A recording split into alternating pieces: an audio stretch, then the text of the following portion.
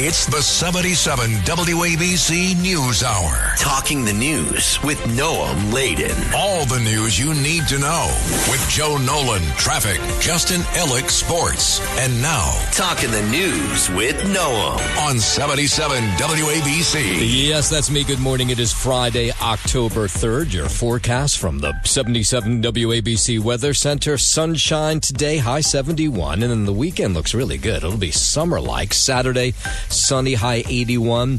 Sunday, sunshine, high 80. If you're walking out the door with us right now, 47 and clear in Nyack up in Rockland County, 49 clear in Maplewood over in New Jersey, and it's 52 and clear right outside our Midtown studios. This is the Top 5 at 5. The Yankees come up big in the Bronx. Are you bored by the government shutdown? A New Jersey mom bravely talks about her teenage daughter killed in a hit and run. Why are there so many animal hoarders out on Long Island? One of the mayor's Adams' ex-girlfriends has written a tell-all book. All right, let's get into it at 5:01. Big night in the Bronx. They pulled it out. Yankees now heading to the division series. Bronx Bombers shut out the Red Sox 4-zip. Game 3 of the AL wild card. Massachusetts native Cam Schlittler shut down the Sox after striking out 12 over 8 scoreless innings. I think I always have a good composure, and that's something I've been able to handle really well at the big league level. So for me, it's just kind of sticking to my routine and not thinking too much between each inning. And Schlitter said the fans were just electric up in the Bronx, and he says that helped. Yeah, I mean, it's electric. Again, Yankee fans are very passionate, so it was very loud from the jump, and that's what they told me was going to happen. So, again, it was a great feeling, and I was able to kind of channel that energy. Aaron Judd, very happy to be moving on. So we're going to put the ball in play and kind of force your hand on defense. But we're looking forward to it, man. That's a little hard to hear, but here were the fans leaving the stadium last night. This kid stepped up. This rookie kid stepped up big. 8 innings, 120 pitches, right. 10, 11 strikeouts. Can't ask for anything more. We hit the ball good. We did what we were supposed to do. It was really fun. I liked the catch, the last one. Yeah, great game. It's our year, and it's time, man. Oh, it's already our year. It is our year. Look at this. This was nothing. This was just a regular game for us tonight. World Series, we're coming. Yeah. All right, maybe game 1 of the division series against the Blue Jays. That's tomorrow afternoon, 4 o'clock. Up in Toronto, of course, Justin Ellick will have more on this big win coming up, 5:15, WABC Sports. 5:02. The mother of one of the teenagers hit and killed while riding e-bikes in Cranford on Monday spoke out after her daughter's wake last night. The wake for Maria Niotos was held at St. Demetrius Greek Orthodox Church in Union. Her mother speaking briefly at the end of the wake about how her teenage daughter had this deep love for music, fashion, and beauty and hoped to become a makeup artist. Maria had a passion for all things beautiful. Music, makeup, hair, fashion. It wasn't just about glam. It was about helping people see the beauty in themselves that maybe they had forgotten. All week long, hundreds of the teenage girls, friends, family, neighbors, even people who didn't know them, stopping by this growing memorial on Burnside Avenue where the hit took place to pay their respect. I shared a couple of words with her, and I had a couple classes with her, and she was very into the arts, and she was very passionate about who she was and her friends. These were the type of girls that, befriended my daughter. She had her issues and stuff, and they were always so kind. Yeah, lots of those stopping by were Maria's classmates. We are sharing sympathy with each other and trying to not necessarily talk about it a lot, but keep them in our hearts and just help those in need. And even if we don't know them, give them a shoulder to have. Teenage driver who allegedly hit both of these girls on Monday night, 17-year-old Vincent Oro, I should say, charged with 2 counts of first-degree murder. CBS News confirming that they had issued him dozens of traffic ticket citations, including speeding, reckless driving without a license. Records show that he was going at least 70 miles an hour in this 25-mile-per-hour zone on Monday night. And he streamed a video on YouTube the day before he was arrested and claims that he was bullied and that there's more to this case. Here's what he had to say on YouTube. I don't even know how to explain this, dude. I've been bullied, ridiculed, and stuff over false allegations, okay? Over this whole thing about things that have happened in the past. There's more to this story. It'll come out in the future. Maria's funeral, that'll be held this morning at St. Demetrius Greek Orthodox Church in Union. The other teen killed, her funeral is on Monday. 5:05. Andrew Cuomo says he would really welcome an endorsement from Mayor Adams. Anything to help boost his bid to beat Zohran Mamdani. The Democrat running as an independent told NBC News he'd welcome the mayor's support and Big Tent support. But when asked if he'd accept an endorsement from President Trump, Cuomo replied, quote, "The tent isn't that big." The former New York governor said he's not had a conversation with the president, nor would he accept an endorsement from him. Trump has criticized Democratic nominee Zohran Mamdani and has threatened to cut federal funding for the city if he's elected. Andrew Whitman, NBC News Radio, New York. And coming up at the bottom of the hour, more on the race for the mayor, including a woman who's come forward who has a tell-all book about a relationship she had with Mayor Adams. That coming up after 5:30. Sean Diddy Combs making a last-minute plea for leniency before his sentencing this morning in a New York City courtroom. In a letter addressed to the judge who oversaw the case, Combs says he's a changed man. He writes, "I lost my way. The old me died in jail, and a new version of me was reborn." He says prison will change you or kill you, and he says he chose to live. Combs went on to apologize to his victim, saying he takes full responsibility for his actions. He ended the letter asking the judge for a second chance to lead a better life. Prosecutors are asking for an 11-year prison sentence after Combs was found guilty of 2 prostitution-related charges. He faces a maximum sentence of 20 years behind bars. We'll learn a little later this morning what his sentence is. WABC News Time 5:08. New details being released by Nassau County Police now in a 45-year-old cold case. Police identified 15-year-old Susan Mann's remains this week. The Hollis Queens girl left home on May 17th, 1980 to recover her sister's pocketbook, which had been stolen at school. She was never seen alive again. Her remains were discovered in a Freeport, Long Island dumpster 2 years later.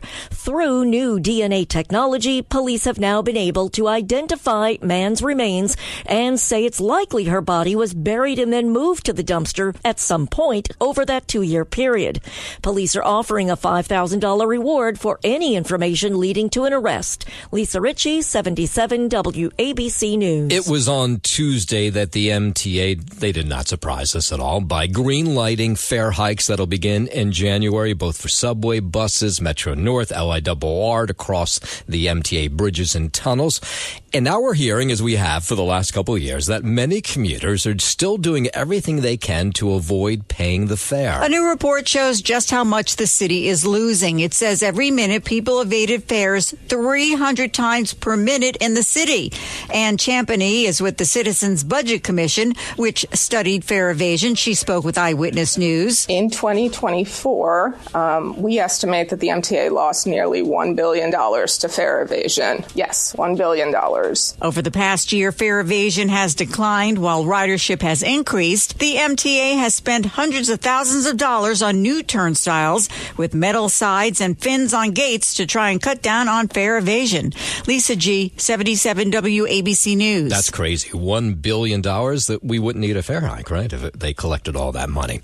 As the government shutdown continues in Washington, the Trump administration warning that more federal workers could lose their jobs. Correspondent Ryan Nobles has more. Trump's budget chief, Russell Vought, telling House Republicans yesterday those firings could start in the next 1 to 2 days, according to 2 GOP sources. The White House also targeting funding for Democrat-run states soon after the shutdown began. Now, Vought apparently warned that money's about to run out for active duty members of the military and for the WIC program for low-income mothers and babies. House Democrats calling the mass layoffs a negotiating tactic and claim Republicans will keep firing workers regardless of whether there's a shutdown. Vought announcing he's freezing billions of dollars for transit in New York, the home of the 2 Democratic leaders, to ensure it's not based on, quote, DEI DEI principles, and holding up climate funds for 16 states, mostly led by Democrats. While the pressure is on lawmakers to negotiate, Republicans are pushing a bill keeping the government open without concessions Democrats want.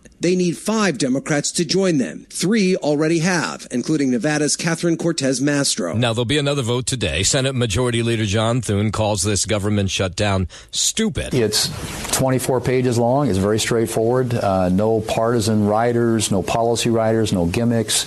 It's a nonpartisan clean, we call it. Yeah, he's talking about this clean short-term bill that they could vote on today. I'm all about getting it back open again. I think shutdowns are nobody wins, and I think honestly, for the most part, they're stupid. I don't know that, a negotiation is going to accomplish a lot.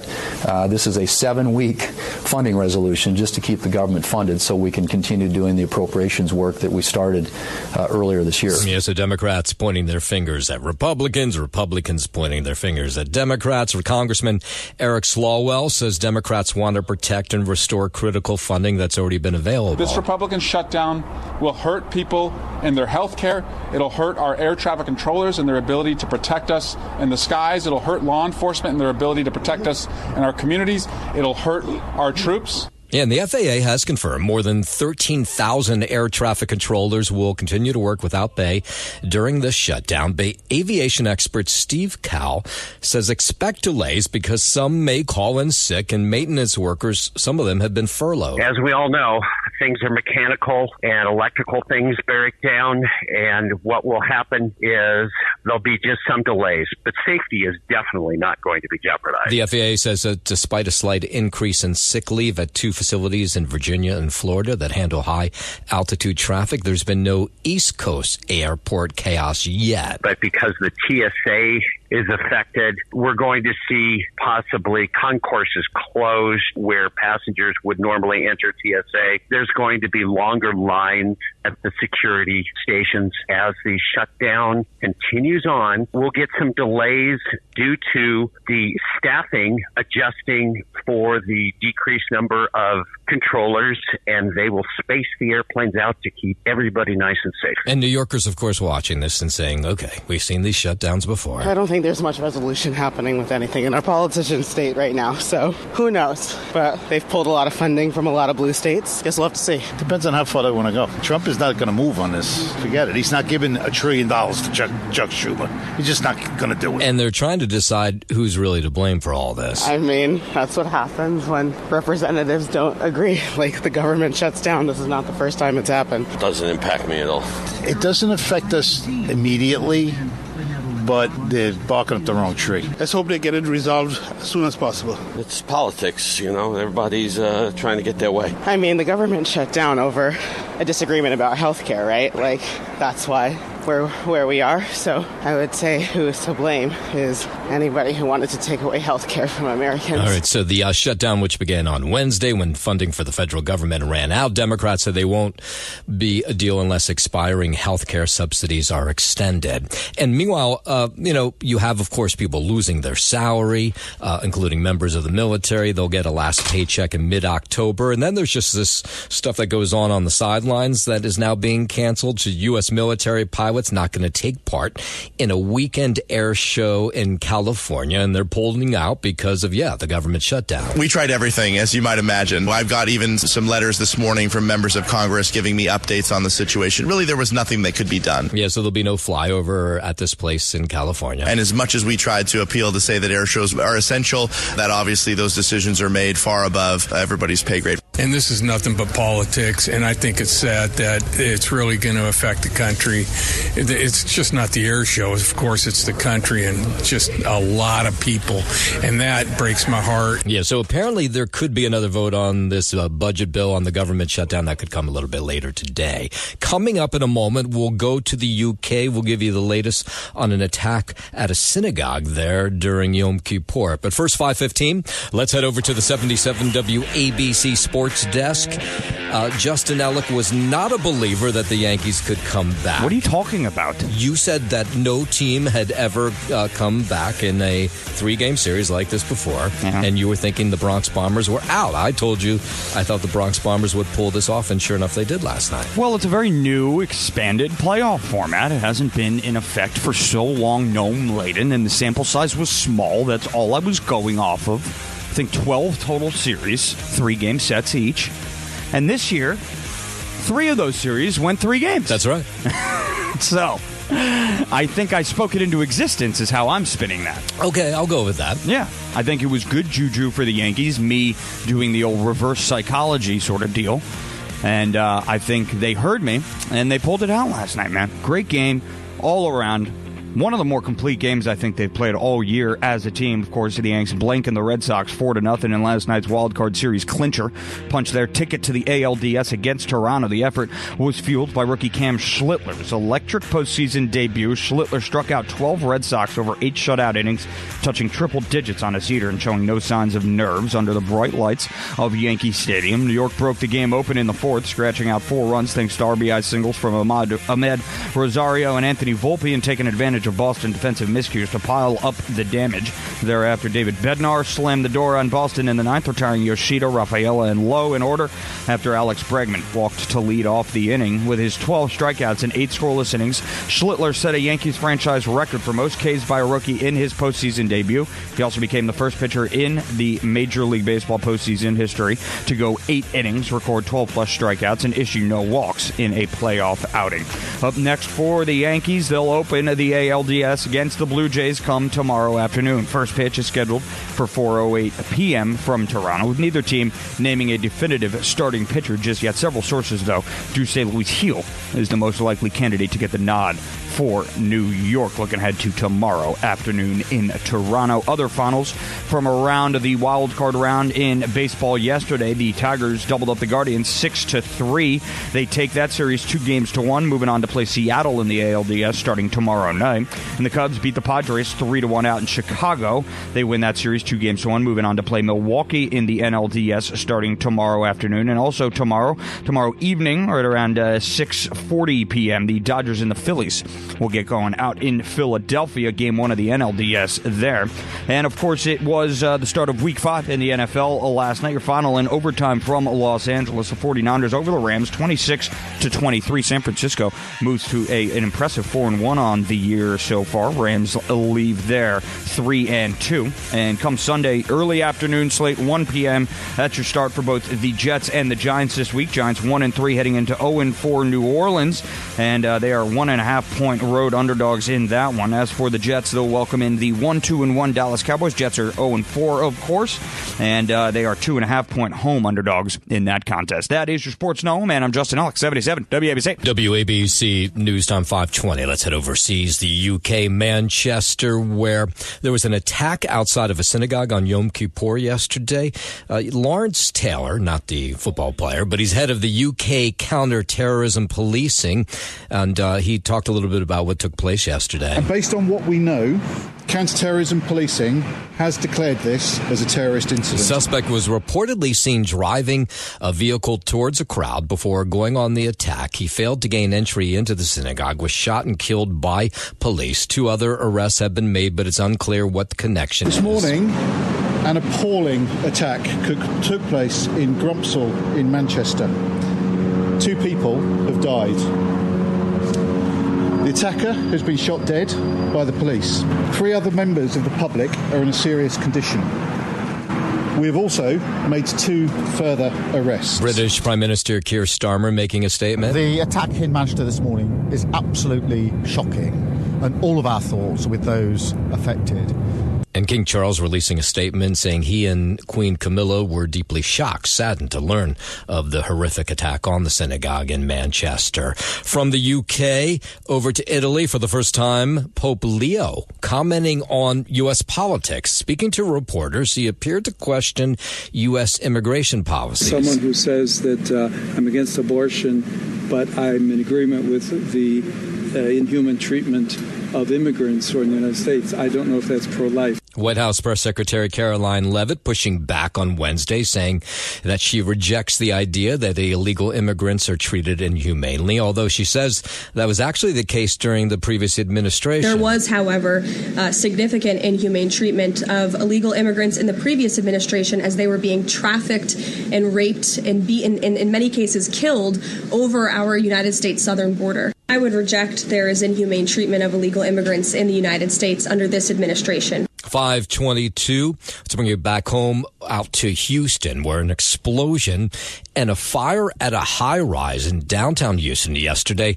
A boiler exploded on the top floor of a hotel that was under construction. This is sort of similar to what took place up in the Bronx on Wednesday. Multiple patients, all believed to be construction workers, were transported with varying degrees of injuries. That's Houston Fire Department says the explosion blew out windows. Thankfully, nobody on the ground was hurt. There were just varying degrees of burns that I'm immediately aware of, burns and cuts and things like that. It's very fortunate that no one, that more people were not injured. Yeah, so Holiday Inn was the hotel that's in this building. It'll be closed for days while they look to see that everything is okay with the building itself.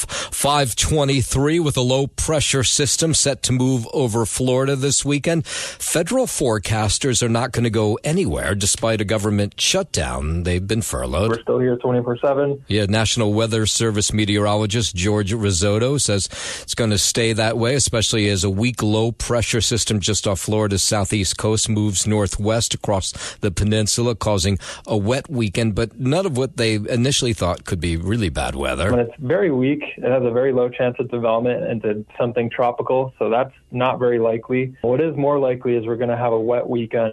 Yeah, so they'll stay on the job through the weekend. 524, we're down in Florida. Royal Caribbean's Serenade of the Seas was set to pull out of the port of Miami yesterday afternoon after arriving yesterday with nearly 100 people suffering from norovirus. This is like my worst nightmare come true. I started feeling really funny in my stomach, and it only lasted 36 to 48 hours. So while the sick were asked to stay in their rooms, other passengers said the only difference they had noticed on the cruise ship is that sanitation protocols were increased big time. When I say cleaning, I mean they started on the bottom and worked up to the top, and then you would see them coming back down again. Yeah, so the 13-day cruise that began back in San Diego on September 19th, it left yesterday afternoon bound for Panama with those 100 passengers, or many of them anyway, still on board being treated for the norovirus. Oh, God. 525. Almost half of Americans say groceries are becoming harder to afford compared to a year ago. According to a new Harris Axios Vibes poll, 47% of respondents said groceries are harder to afford compared to 34% who said it's about the same and 19% who said groceries are easier to afford now. When looking along party lines, the majority of both Democrats and independents said groceries are harder to afford, while only 34% of Republicans said the same. Findings also show that about 8 in 10 Americans believe President Trump has significant influence over the economy. I'm at Mattinson. 525 October is Breast Cancer Awareness Month. A new study shows the first test for breast cancer is key. The study in the BMJ finds that women who don't get that first screening appointment have a 40% higher chance of dying from breast cancer down the road. Survivors say a support system is necessary. I think your support system has to be other women who've been there. 40 years of breast cancer awareness has saved over 500,000 lives. Researchers say better screening and better treatments are part of the increasing survival rates. I'm Lisa Ritchie, 77 WABC News. Out to Southern California, where a family there has their missing pet python back home after it was discovered 45 miles away from their house. Vanessa Navarro is a hairdresser in San Bernardino, and she was watching KTLA TV while cutting a man's hair. I look up and immediately I'm like, that's my snake. And I tell the client and he looks at me kind of crazy and I'm like, no, I swear that's my snake. Now, the python was found at an In-N-Out burger. Python's got good taste. In Monrovia, taken to the Pasadena Humane Society. At that point, they didn't know this snake was missing from, far away in Southern California. But now this family's got their python back. My boyfriend actually tripped over something and he landed on her cage and the screen pushed. But we thought we fixed it when we went inside, and apparently he didn't. Yeah, but escaped back on August 11th. Amazing they got this python back. 5:30. You may want to think twice about nail biting. I'm a terrible nail biter, by the way, because doing that apparently can increase the risk of infection. Dr. Shlippy Kaphartel, he's a dermatologist for the Cleveland Clinic, says nail biting can cause small injuries around the nail, allowing bacteria, viruses, and fungi to enter. But it's just so much fun to do. There's different things people can do. There's some lacquers you can apply that when you go to bite your nail, it kind of tastes bad. If you keep them short, there's usually not much to bite there. But honestly, a lot of it is maybe addressing some of the underlying issues to like why they bite their nails. Yeah, because I'm crazy. She adds the chronic nail biting can change how nails grow and can lead to ridges and hangnails. When you bite them, you create little scabs or injuries around the nail, and that allows like bacteria and viruses to get in. That can create infection, something called paronychia, where it can be from bacteria, fungus, or viruses where you get inflammation of the nail fold. Okay, she recommends checking in with a dermatologist for nail biting related issues. It's the 77 WABC News Hour. Talking the news with Noam Laden. All the news you need to know with Joe Nolan, traffic, Justin Ellick, sports. And now, Talking the news with Noam on 77 WABC. Yes, that's me. Good morning. It is Friday, October 3rd. Your forecast from the 77 WABC Weather Center. Sunshine today, a beautiful day on the way, high 71. And then the weekend looks great. It'll be summer-like. Saturday, sunshine, high 81. Sunday, sunny, high 80. If you're walking out the door with us right now, it's 47 and clear in Nyack up in Rockland County, 49 and clear in Maplewood over in New Jersey, and it's 52 and clear right outside our Midtown studios. WABC News Time 5:39. Let's head out to the race for mayor. Andrew Cuomo says he'd welcome an endorsement from Mayor Adams in the campaign. This is a general election. It's Democrats, Republicans, Independents. I would welcome the mayor's support. I'd welcome big tent support. No, so far, no indication that the mayor's going to make an endorsement. NBC News asking Andrew Cuomo yesterday if he would take a nod, an endorsement from the president. No, the tent isn't that big. Okay. He also says, hey, there's more from him on this. That's the limitation. Okay. I have not had a conversation, nor would I accept an endorsement from President Trump. Republican mayoral nominee Curtis Sliwa projecting his strongest fundraising stretch so far, reporting more than $421,000 raised in the last filing period. The Republican previously had raised $4.2 million for his campaign, including city matching funds, and a spokesperson saying yesterday they hope to reach the $8 million mark general election fundraising limit by the end of this month. It's believed that the suburbs may gain appeal if Zohran Mamdani wins in November. Suffolk County is offering tax breaks to companies that leave New York City if Zohran Mamdani is elected mayor. New Jersey and the Hudson Valley would be options for some too, and realtors tell Fortune Business Magazine that nearly every city-based buyer looking at homes in Westchester County this summer said the mayoral race was a prime factor driving their suburban search. Joe Connolly, 77 WABC News. He may be out of the race. Mayor Adams still making news. 6 years before Eric Adams became mayor of New York City, he was apparently romancing a woman he would later hire to be one of his City Hall staffers. Jasmine Ray has written a book about this. It's called Political Humanity. She sat down with NBC where she talked about this hidden relationship she had with Adams. There was a moment where he was like, "You're going to be my wife." And I was like, okay. Around January 2016, it ended abruptly. He ended it. In front of him, I said, okay. But then I went to my car and I was boo-hooing like a baby. She said she continued to have her friendship with the mayor, but her physical relationship with Adams only lasted about 6 months. And she said that ended by the beginning of 2016. Now, she got a job in City Hall when Adams became mayor. So some questioning, is that the reason you got the job? I've been doing the work for over a decade. So you will be foolish to question my capabilities, my record, my passion. You'd be foolish to do that. And she thinks that Adams did a great job while in office. His first response was, Oh, so this is what he said when she told him that she had written a book about him and her time in City Hall. His first response was, I really like the way you unpacked those difficult topics. Okay. Political Humanity is set to be released on October 5th. 542. A man has been taken into custody after allegedly stabbing his mother-in-law to death and injuring his brother-in-law before starting a fire in their Queens home. This was yesterday. The murder scene was in this multifamily home on Smart Street in Flushing. Officials received a call about 4 o'clock for reports of a person stabbed and a fire. Police say this 27-year-old man allegedly stabbed his 50-year-old mother-in-law multiple times. She passed away.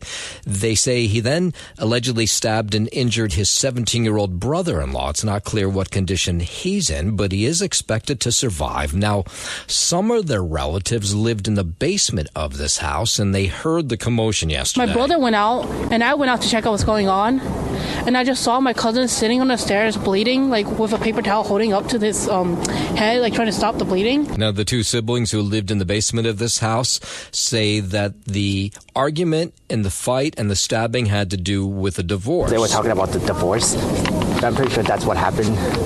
That's what made him crash out and started stabbing everyone. And this 27-year-old who allegedly caused all this chaos, he then slashed his wrist after killing his mother-in-law and then stabbing his brother-in-law and then setting the house on fire. He slashed his wrist. He was taken into custody. He's in critical condition. Neighbors, as you might guess, just shocked by all this violence. I have a problem with my mom and my brother. I never think about to kill someone. She's a strong woman. She sometimes brings us food she made. She's a good cook. Yeah, I love their food. Yeah, so police say 8 officers suffered smoke inhalation, expected to be okay. That fire in the house, that was placed under control pretty quickly. 544. A disturbing investigation underway in Brooklyn into a possible missing 11-year-old boy who has never attended public school. While the child's mother denies the boy is in her apartment in Brownsville, the NYPD says a canine cadaver dog got a hit on the refrigerator for human blood. Investigators now waiting for a search warrant to more thoroughly examine this apartment, but officials say that when the ACS initially called to the apartment on reports of child abuse, the mother denied even having a child, but they have birth certificate records say that a child did live there. Neighbors say they've seen this mom with a child in the past. He lived here all his life, my boyfriend, and he said he only saw the kid a couple of times. Every time I see him, I know he pushed, like he want to go outside. Now, ACS sent police to this house for a welfare check this week. The boy Jacob was nowhere to be found. Apparently, again, he has autism. Neighbors say they had rarely seen this boy and the mother out together, but they had seen them. Yelling. It seemed like she was talking to somebody. It's disturbing that people don't take care of their kids or harm them if that's the case. I can't think of stuff like that because I love my kids. Yeah, so far, no sign of this 11-year-old. Of course, there's more details in this troubling case come into us, so we'll pass them on to you. In a moment, we'll tell you about another 10-year-old child who had his piggy bank stolen from him in what is kind of a bizarre story. We'll get into that in just a moment. But first, 5:45, let's head over to the 77 WABC Sports Desk, where there's a very happy Yankee fan in Justin Ellett. Thank you. Noam late and happy indeed. Whole city's got to be, man. That place was rocking last night. I think I saw a couple of mosh pits up in the upper deck, so hopefully all Yankees fans last night got home safe. Did you see at Yankee Stadium? Yeah. A mosh pit? Oh, yeah. Oh, no. Did you see there was 2 people in the crowd blowing shofars at Really? Yeah, right before the game. Did they have the whole garb on? They did. Really? Yeah. Talit and all? They did. Wow, good for them. How about that? At least it's on theme, right? I guess that was their excuse. They were like, okay, I'm going to go to the game no matter what, because this is a big one. So they brought the end of the service with them. Yeah, I guess so, right? Well, I mean, everything was over by the time the game started anyway, right? Yeah, it was. Blew the shofar. I mean, we blew the shofar at 6, maybe, right around then. We break the fast around 6:30. No? I think that's right. Yeah. I think that, I wasn't watching the clock like a hawk, but I think that's how it shaped out for me. But good on those Yankees fans, those good Jewish Yankees fans. And, of course, the Yanks do move on, punching their ticket to the ALDS against Toronto. Blanking the Red Sox last night 4-0 in Game 3 of that AL wildcard series. Effort was fueled by rookie Cam Schlittler's electric postseason debut. He struck out 12 Red Sox over 8 shutout innings, touching triple digits on his heater and showing no signs of nerves under the lights of Yankee Stadium. New York broke the game open in the fourth, scratching out 4 runs thanks to RBI singles from Ahmed Rosario and Anthony Volpe, and taking advantage of Boston defensive miscues to pile up the damage. Thereafter, David Bednar slammed the door on Boston in the ninth, retiring Yoshida, Rafaela, and Lowe in order after Alex Bregman walked to lead off the inning.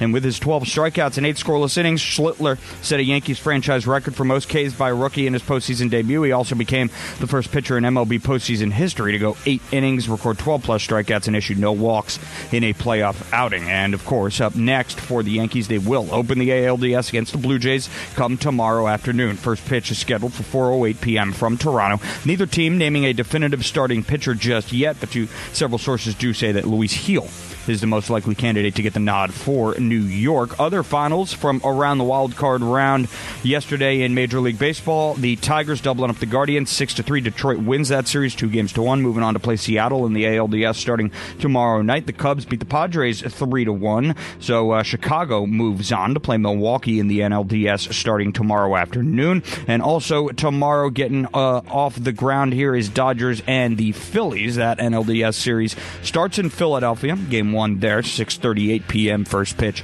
tomorrow night in that set. And, of course, last night saw the start of Week 5 in the NFL with Thursday Night Football, your final in overtime. From Los Angeles, the 49ers over the Rams, 26-23. San Francisco leaves Los Angeles 4-1, and the Rams move to 3-2. And coming up on the for the early afternoon slate of games coming up this Sunday, it's both the Jets and the Giants getting underway.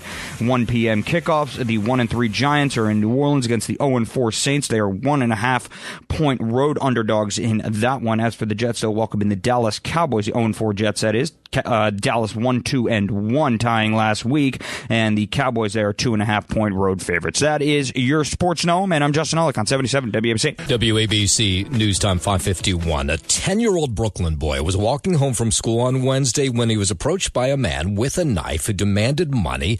Amir Noor did not know what to do. And I said, I don't have any money. And he said, I know you have money. So I said, okay, I'm going to give you the money. So then I started walking. And then I went into my house. He was over there.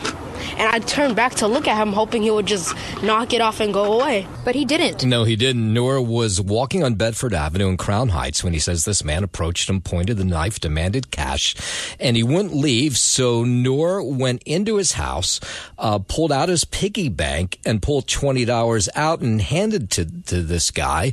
And thankfully, he left. That's why I complied, because if they have a knife on them, I don't have anything for me. And he's bigger than me. And he's taller than me, and he has a weapon. Yeah, I think he did the right thing by giving this guy some money just to leave. And as the NYPD begins their investigation, Deputy Mayor Kaz Daughtry decided to step in and replenish Noor's piggy bank, also gifted him an iPad from the city as a thank you for his bravery. He made the right decision. He was calm under pressure. As you can see, he said he wasn't scared, but he's 10. I'm sure he was a little nervous. I'm just taking an educated guess here that this individual probably had some mental health issues, I would say, because what type of person are you to go and rob a 10-year-old? Yeah, there's something wrong with you. Noor's mom is also proud of her son, who's about to turn 11. Now I'm just a little hesitant, of allowing him to go back and forth unless I'm like right here with him, watching him. And who can blame her? So far, they haven't found that creep. The family of a Long Island politician who went missing earlier this year says they presume he's dead, but his name will still appear on the November ballot. Petros Kremidius, 29 years old, a Democratic candidate for the Nassau County Legislature, but he hasn't been seen since last April. Now, Democrats had petitioned to get him off the ballot, but they claim Republicans got in the way of that so that his name would stay on the ballot. The Republican Party is suing to keep a deceased person on the ballot so that they win an election is not democracy. Now, if Cremedius were somehow to win this election, a special election would be held to replace him, obviously, since they assume that he's no longer alive. He went missing after going for a swim in the ocean off of Long Beach. While we're on Long Island, what is it about Long Island that anytime I get an animal hoarding story, it's on Long Island? And this, fortunately, here's another one. Samantha Boyd, charged with multiple counts of animal cruelty. The 57-year-old woman had all kinds of animals living in her home. Officials say more than 200 domestic and wild animals were living in overcrowded, unsanitary condition. Some of these animals hadn't been fed. They include roosters, squirrels, ducks, pigeons, rabbits, crows, chickens, dogs, cats. These animals were being kept without food and water in filthy conditions. We are rendering emergency aid, getting them veterinary attention immediately with the hope that we can save their lives.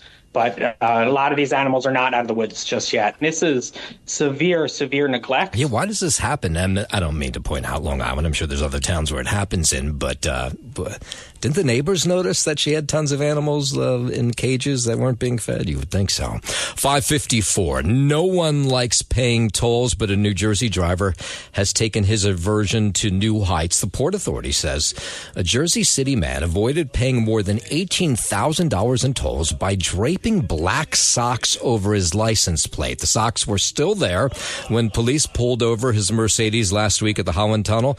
The 51-year-old was arrested on the spot and his car impounded. He's charged with tampering with a government document, the license plate, theft of services, and driving with a suspended license. Coney Island's iconic Wonder Wheel being recognized for its place in history now. The ride, which has been a fixture in Coney Island for more than 100 years, has been added to the New York State Historic Business Preservation Registry. State Senator Jessica Scarcella Spanton says it deserves to be protected, noting that millions of visitors from around the world have come to Coney Island specifically to ride the famous Ferris wheel. Created in 2020, the registry highlights businesses in the state that have been in operation for at least 50 years and have contributed to their community's history. Lisa G., 77 WABC News. WABC News Time 5:55. The Who's North American Farewell Tour is officially over. The band wrapped up the North American leg of its trek Wednesday night, suggested that it was their last show ever. Now, I can remember the band telling me it was their last show ever when I went to see them when I was about 15 years old at RFK Stadium in Philadelphia. And I remember, I have to get tickets. So the last time the Who's ever going to play together. But they claim this is the last time and that you won't see them on tour ever again. And, we already learned a couple weeks ago that working overnight hours or getting up really early in the morning leads to higher chances of getting dementia and Alzheimer's. And now there's a new study that says those working the night shift or non-traditional hours are at a greater risk of getting kidney stones. So isn't that fun? That's according to new research published in the journal Mayo Clinic Proceedings. Researchers say anybody working a shift outside of a 9-to-5 job has a 15% increased risk of getting kidney stones. That's a lot more. That number jumps to 22% for people working the night shift. Ooh. The study involved data for more than 220,000 people in the UK. I'm Tammy Trujillo. That's nice. So if Alzheimer's doesn't get us, the kidney stones will. 5:57, traffic, transit on the 7th. Here's Joe Nolan. You ever had a kidney stone? No. Brutal. Absolutely brutal. Hurts beyond belief. It really does. It's just terrible. Now, did you do the method? Because I know one method they tell you just to drink as much beer as possible. Did you hear that? I swear I'm not making that up. No? They say, for some reason, beer does something to it, and they tell you just to drink as maybe, yeah. You didn't try that? No, I was in a hospital. Mine was like a kidney boulder. It was huge. Wow. Yeah. Anyway, as you travel out onto the LIE on the inbound side, extra heavy from the How about dementia? Everything okay that way? I don't know. I don't remember. Thanks for listening to the News Hour with Noam Laden. You can hear the News Hour with Noam Laden weekday mornings at 5 on 77 WABC. If you like the podcast, share it with your friends and listen anytime at WABCRadio.com and download the WABC Radio app. Hit that subscribe button on all major podcast platforms. Plus, follow WABC on social on Instagram, TikTok, Facebook, and X. See you next time for a new episode so you never have to wonder. What the heck is going on here?